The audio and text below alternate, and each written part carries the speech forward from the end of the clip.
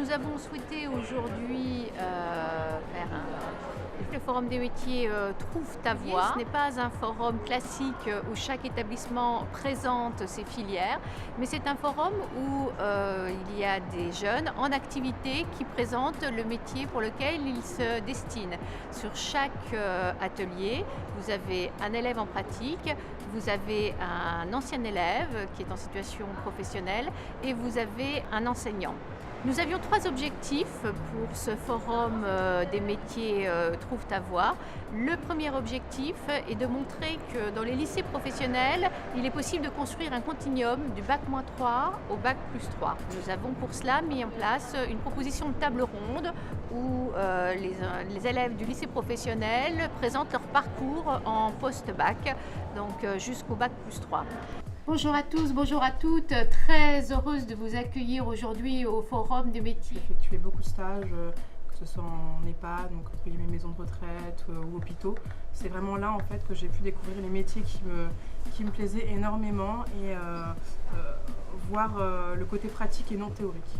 Quand j'ai justement intégré un lycée professionnel et ça m'a mis en fait d'autres motivations, vraiment d'autres sortes d'enseignements, enfin cette sorte d'enseignement m'a permis justement d'en grandir et puis de me dire je vais mettre cette idée-là de côté et peut-être que si je peux la ressortir par la suite. L'intérêt d'avoir un diplôme et le bac pro du coup c'était en 3 ans donc c'était court donc ça me permettait d'arrêter après. Moi j'ai toujours voulu faire vraiment que de la danse mais du coup au fur et à mesure du parcours j'ai commencé à m'y plaire, enfin en tout cas le commerce ça me plaisait beaucoup et de par mes stages donc qui avait un rapport avec la danse justement, j'ai vu que je pouvais allier les deux et qu'il y avait quand même pas mal d'idées. En première, donc c'était les cordées de la réussite au lycée de Rebourg. Donc c'était un programme où on avait plusieurs professeurs qui venaient et qui nous enseignaient leur matière, mais le programme pour les enseignements supérieurs qu'il y avait après le bac pro gestion administration.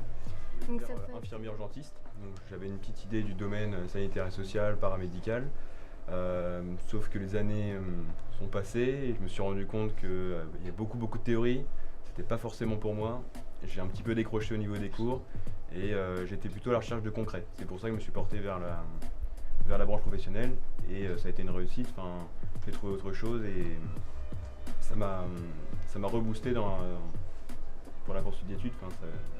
Moi j'étais vraiment une personne qui n'aimait pas les études, j'aime pas étudier, j'aime pas les cours etc. Mais ils ont réussi à me motiver à faire des études supérieures pour pouvoir après rentrer dans le domaine de la gendarmerie avec un meilleur grade, pour rentrer un peu plus gradé.